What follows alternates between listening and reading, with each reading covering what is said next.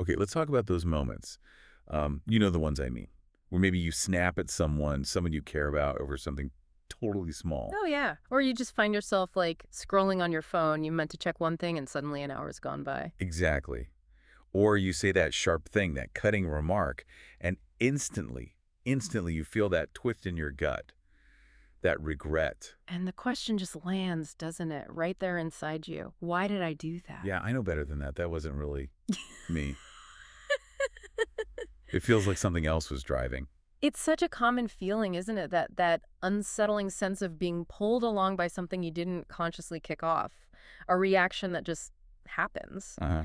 And the book we're diving into today, it really starts right there. It suggests we're often, maybe unknowingly, driven by these hidden forces, things inside us that we mistake for our own, deliberate thoughts and choices. Right. And that's the whole setup from the preface in chapter 1, isn't it? That feeling of the aftermath, like something else moved first. Yeah, like a little persuader inside whispered something and you just went along with it. Like a hidden program running in the background, kind of pulling the strings.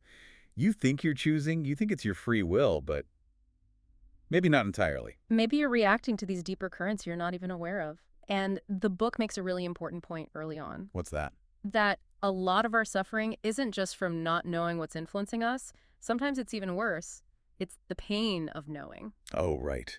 Seeing the pattern. Yes. Seeing yourself do the same harmful thing or unproductive thing again and again. Exactly. And feeling powerless to stop it. That horrible loop of, oops, I did it again. You know it's happening, but you can't seem to get off the ride. That is frustrating. Uh, So frustrating. But the book, it suggests there's another way, doesn't it? It's not just about gritting your teeth and trying harder with willpower. No, it frames it differently. It's about understanding the fundamental building blocks of your own mind, this Yeah. living system inside you that, yeah, sometimes gets hijacked. And that is exactly what we're getting into today in this deep dive. We are focusing specifically on Chapter 2 of the book, The Buddha's Lost Art of Gamdode Ryu and the Three Natures by Alan R. Scott. Chapter 2 is called The Hidden Drivers. And its whole purpose, really, is to start pulling back that curtain, to show us what these hidden forces actually are. The ones that seem to have so much power over us moment by moment. Exactly. What's really behind the wheel when we feel like we're not the ones driving? Okay, so Chapter 2, it jumps right back into that feeling, right? That sense of being pulled or pushed from within. Yes, it talks about how your internal state can shift so dramatically. Like one minute you're feeling one way, thinking one way, acting one way. And the next, it's completely different. The book says your thoughts, speech, and actions take on different traits, like different versions of you stepping forward. It paints these really clear pictures, these contrasting moments. For instance, one moment, you're the rock. You know? Yeah, holding it all together. Right. Someone says something challenging, maybe things get chaotic around you, but somehow you stay grounded. You take a breath. You speak calmly. You manage to choose kindness, even when it's really hard. And afterwards, you feel solid, right? Kind of proud, actually. Like, wow, I handled that well. You feel like you rose above the usual reaction. Totally. That feeling of inner strength, like you were really present and in control. But then, the flip side. Then there's the other moment. And the book describes how the tiniest thing tips the balance. It doesn't have to be big. Like what? Could be anything, really. A sharp tone from someone, forgetting a small chore someone reminds you about, spilling your coffee, something seemingly minor. Okay. And suddenly, it's like a switch flips inside. Chest tightens, jaw clenches, your voice just goes up an octave automatically. That urge to lash out, yeah. Yeah. To defend yourself, maybe say something cutting back. And the book points out it's often not because you want to, not because you consciously decided, okay, yelling is the best strategy here. No, it feels like the chapter says, something inside has already come over you. The reaction is already rolling before you can stop it. It's that loss of conscious control, isn't it? That feeling of standing slightly outside yourself, watching yourself react in a way the calmer you wouldn't choose.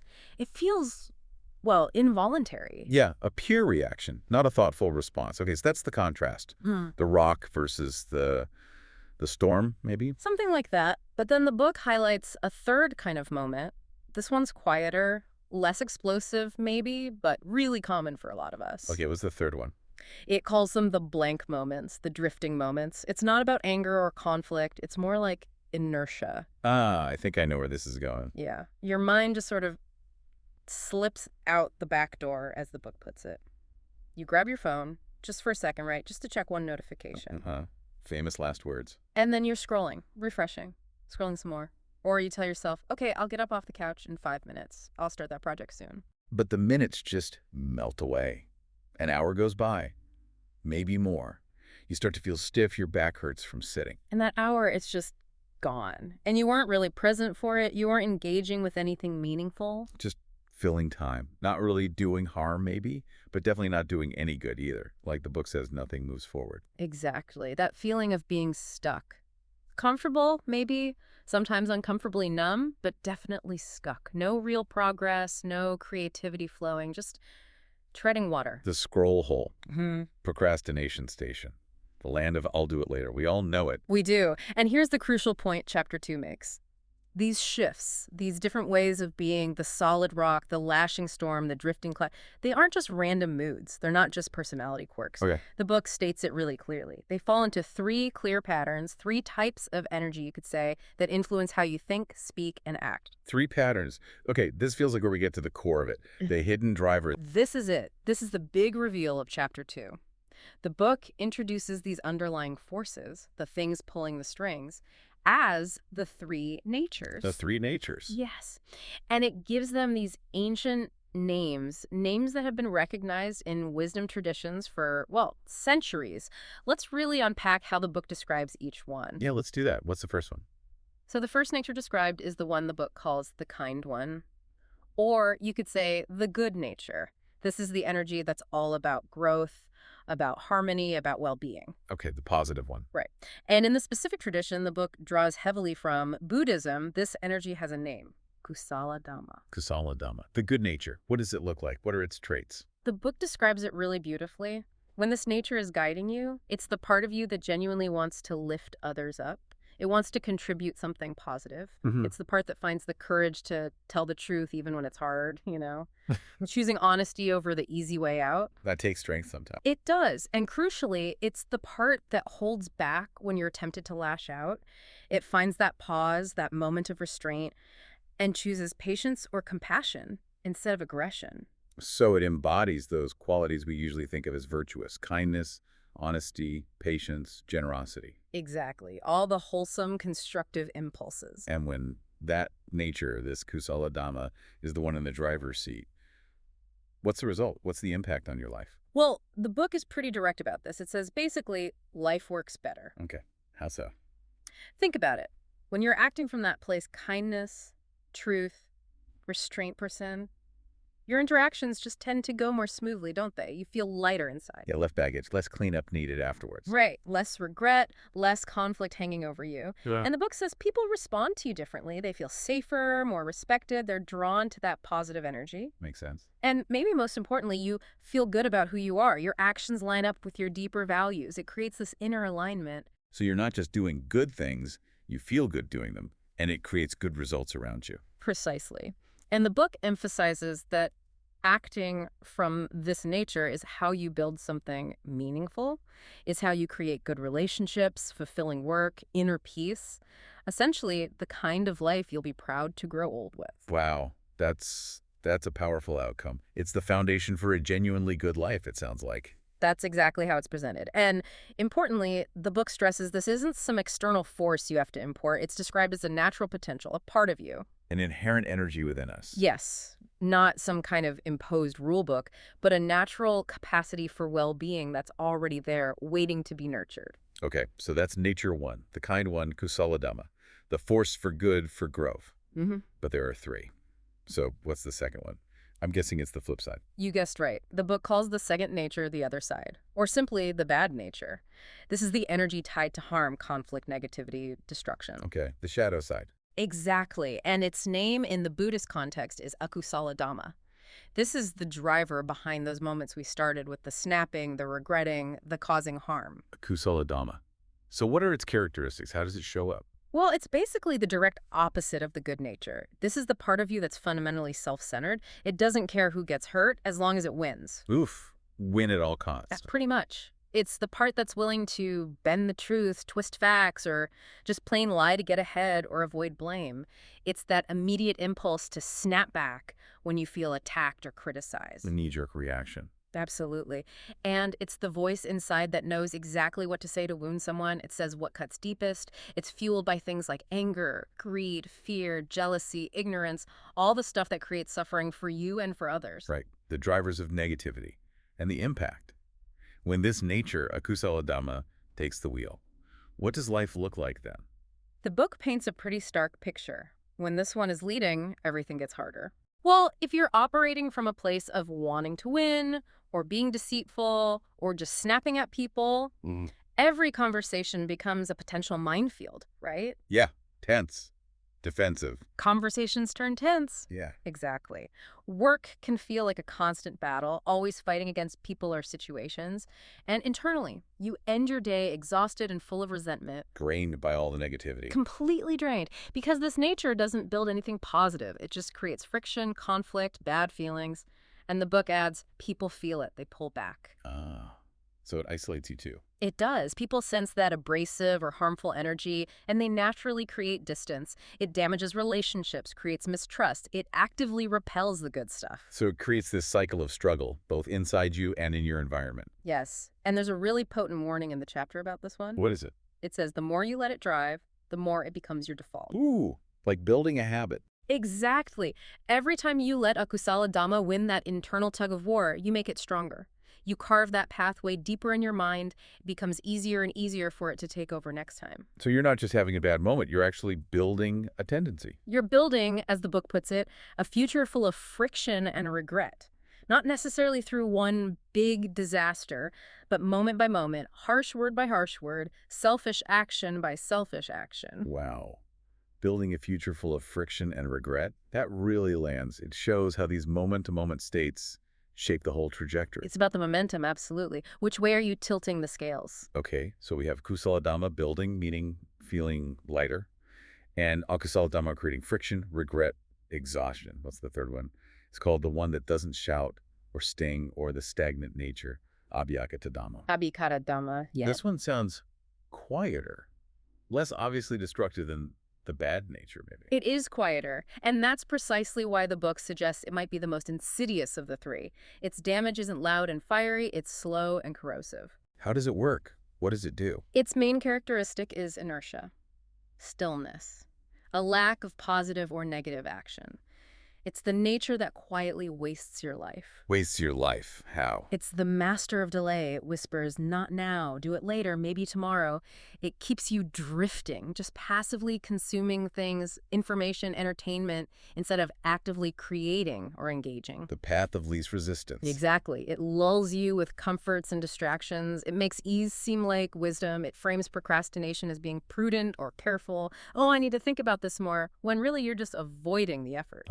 The justification game. I know that one. We all do. It's very clever. It's not aggressive. It's not malicious. It just stops things from happening. It's profoundly unproductive. So it's the energy of missed opportunities, of things left undone. Perfectly put. When this nature, Abhyakadam, is in charge, the result isn't a crash and burn. It's more like a slow fade, a gradual dimming. What does that look like in practice? The book gives examples like action stalled, things you meant to do just don't get done, projects languish, important conversations are avoided, problems were postponed, not solved, so they just fester or get bigger. Opportunities just drift by. Opportunities withered because you weren't really present or energized enough to grab them. The book uses this really striking image. The empire began to dull beneath a haze of low-effort decisions and half-finished intentions. Wow. The empire dulling. That captures it. Like potential just slowly losing its shine. It does. It talks about filling time with empty promises and meaningless busyness. You might feel busy scrolling or organizing things endlessly, but you're not actually doing anything that moves the needle. This nature is, in its own quiet way, a master of burning the empire's most valuable currency. Burning time. Yeah. That hits home for the drifting state. It's not active destruction, just evaporation. Precisely. The book sums it up so well. It didn't collapse in flames. It simply dimmed, as if falling asleep with its eyes open. Whoa. Falling asleep with its eyes open. That's chilling. It is. It's a state of being awake, but not truly alive or engaged. And as the book clearly states, when Abhyakata Dhamma is leading, you're not doing harm, but you're not doing good either. Nothing moves forward. It's pure stagnation. Okay. So those are the three big players, the three fundamental energies or patterns. The kind of one good nature, kusala dhamma, the other side bad nature, akusala dhamma, and the one that doesn't shout or sting stagnant nature. Abhakta-dhamma. Wow. Yeah. But where do they come from? Are they just like personality traits or moods? The book mentions sometimes they feel like instinct. That's a great question. The book addresses this directly. It clarifies that these aren't just moods or personality quirks we develop. The Buddha, through his deep observation of, well, everything, the human mind, the natural world, identified these as fundamental energies and gave them a name. The three natures. So they're inherent. Yes. The book states very clearly they live inside all of us, humans and animals alike. They're not something we invent or construct. They're not made up. They're already part of nature. Part of nature itself, like gravity or something. Kind of, yeah. Part of the operating system of being alive. The book suggests that if the word natures feels a bit abstract, you can just think of them as core instincts or fundamental drives. They're just there, part of the package of being a living being. Okay, so it's not uniquely human psychological stuff. It's deeper than that. Yeah. More fundamental. Exactly. And this leads to another crucial point the book makes about how widely recognized these patterns are. What do you mean? Well, the Buddha gave them these specific names, Kusala Dhamma, Akusala Dhamma, Abhikata Dhamma, based on his detailed analysis of reality. The book points out that these same basic patterns of inner energy have been noticed and described in wisdom traditions all over the world. Oh, interesting. Not just Buddhism. Not just Buddhism. The book gives examples referencing concepts from other spiritual or philosophical paths that sound remarkably similar, like talk of the Holy Spirit, the adversary, or lukewarmness of the heart. Different words, different cultural frameworks. But describing the same underlying forces. That's the point the book makes. Yeah. These same patterns emerge again and again because they're describing something real, something fundamental about our inner experience. That's actually really powerful. It suggests this isn't just one particular belief system, but maybe a kind of universal insight into the human condition. It really does. It frames it as a truth observed across cultures and times. All these different traditions, in their own language, are pointing towards the same truth. We are influenced by invisible forces within, and wisdom begins when we learn to see them for what they are. Seeing them. Recognizing the drivers instead of just being driven. That's the key shift. And the book is very clear. These natures, these forces, they aren't just sitting there passively. They have agendas. Right. You said that earlier. Each one wants something different. Exactly. Each nature has its own agenda, the book states. Kusala Dhamma, the good nature, is pushing for growth, kindness, connection, peace. Akusala Dhamma, the bad nature, is driving towards harm, conflict, separation, pain. And Abhyakata Dhamma, the stagnant one. It just wants you to stay put, to remain stuck, passive, comfortable in inertia, unchanged. Don't rock the boat, don't expend effort, just be still. And they're not coordinating schedules, are they? Like, okay, you take Tuesday, I'll take Wednesday. Not a chance. The book describes it vividly. They're not taking turns, they're battling, like a silent war inside you. A silent war, wow. Constantly. Constantly. They fight for your attention, each one trying to take the lead in what you say, do, and become. It's an ongoing, moment-by-moment struggle for control of your internal state and your external actions. But who wins? The book puts it with brutal simplicity. Let me guess. Whichever one gets it wins. Bingo. That's the core dynamic. In any given moment, your experience, your words, your actions, your thoughts, they are the direct output of whichever of these three natures won the battle for your attention and influence right then. That explains the rapid shifts then. Why you can feel like a different person from one moment to next. It depends who just won the latest skirmish in the internal war. Precisely.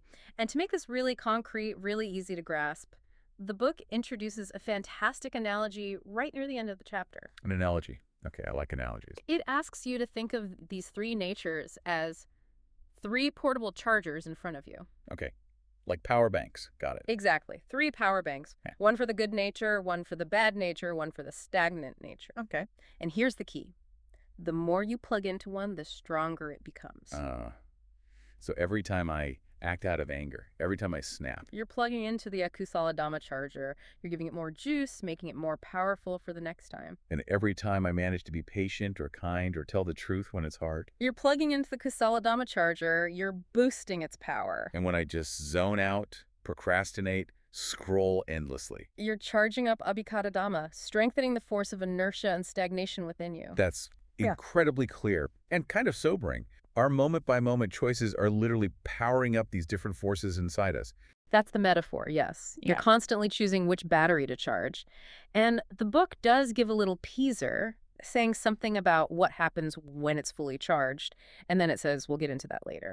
Setting up future chapters, I bet. I think that relates to chapter 7, based on the structure. Seems likely. But for the purpose of chapter 2, the main thing is just identifying these three chargers, these three natures, and understanding that they're in this constant battle and that you are constantly feeding one of them. Right. So what's the takeaway then? What are we supposed to do with this information right now, according to chapter 2? The chapter concludes with a very simple, very direct invitation. It's not a complicated practice, not yet anyway. It's just this echoing the book. For now, just start noticing. Just noticing. Yeah. Yeah. In this moment, right now, which nature is guiding you. That's the instruction. Just begin to observe. So it's not about immediately trying to force the good nature to win all the time, or beating yourself up when the bad nature pops up. Not at this stage, no. It's purely about cultivating awareness. Can you start to see these three energies at play in your own life? When you feel that irritation rising, can you recognize, that feels like a kusala dhamma? Or when you feel that pull towards the couch and the remote instead of doing the dishes. Can you label that as abhyakata dhamma, the stagnant nature, making its bid for your attention? Or when you genuinely feel warmth and a desire to help someone.